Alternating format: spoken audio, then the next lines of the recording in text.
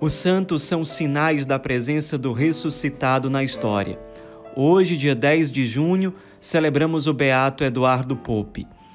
O Eduardo Pope nasceu no interior da Bélgica, numa família de um ambiente rural, muito simples. Ele era o terceiro de 11 filhos e a família, muito simples, era também muito católica. Então ele se desenvolveu, cresceu num ambiente muito favorável a acolher as sementes do evangelho, do cristianismo e especialmente construiu uma espiritualidade sobre dois grandes alicerces: o amor à Virgem Maria e o amor à Eucaristia. Eram duas grandes marcas do seu relacionamento com Deus, da sua espiritualidade.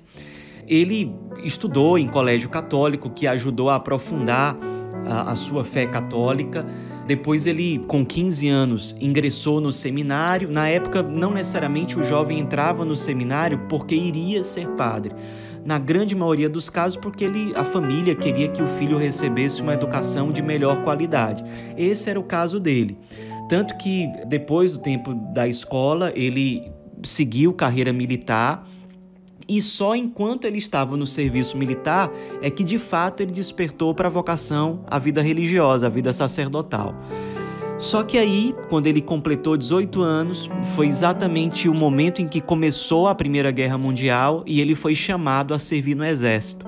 Então ele passou mais ou menos um ano servindo na guerra como enfermeiro junto à Cruz Vermelha, se destacava na sua sensibilidade, na sua compaixão, no cuidado para com os enfermos ou aqueles que eram feridos por conta da guerra. No ano seguinte, em 1915, ele que já tinha começado os seus estudos antes da guerra, teve que interromper.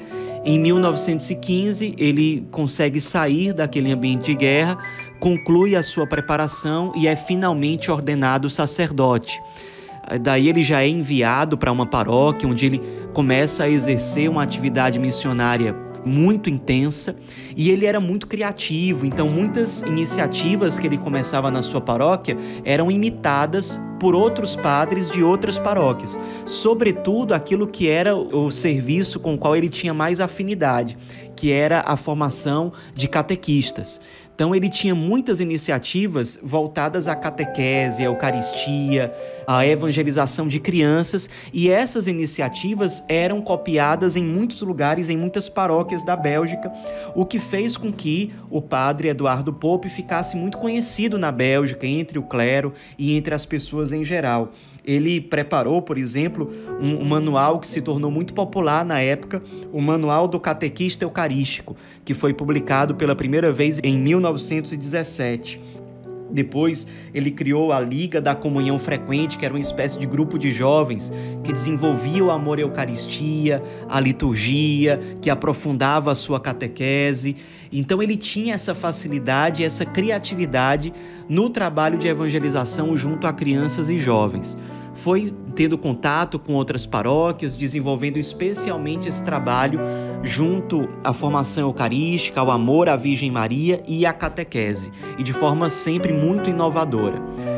Infelizmente, ele tinha algumas debilidades de saúde, ele tinha um problema crônico no coração, o que fez com que ele tivesse que sair do ambiente da paróquia, que era mais exigente em termos de saúde, digamos assim, e ele passou um bom tempo, vários anos, num convento de freiras, sendo diretor espiritual. O que não significa que ele tenha deixado de lado totalmente o seu apostolado junto à catequese. Ele continuou ajudando de forma mais indireta, à distância, escreveu muitos livros, muitas obras que ficaram muito conhecidas e tiveram grande divulgação na época, várias mesmo, e especialmente teve destaque o seu famoso livro O Método Educativo Eucarístico, que inspirou várias pessoas, vários párocos em várias paróquias da época. Ele também teve um apostolado muito intenso, inclusive em livros escritos contrários a certas ideologias não cristãs e que atrapalhavam a vivência do cristianismo, especialmente ideologias socialistas e materialistas. Foi muito intenso o seu apostolado em relação a isso, e especialmente na época em que ele conviveu com as irmãs no convento como diretor espiritual, foi muito intenso o seu apostolado de direção espiritual. Muitas pessoas tomavam conhecimento da fama de santidade do padre Eduardo e iam se confessar com ele, se aconselhar. Às vezes tinha uma pequena fila de espera, e as pessoas sabiam que era um homem muito santo e sentiam uma grande consolação, uma grande firmeza nos seus direcionamentos, nos seus conselhos, na sua intercessão, na sua presença. Sua saúde foi se debilitando, ele passou um bom tempo sem nem mesmo poder caminhar, sem poder se levantar, ficava 24 horas numa poltrona.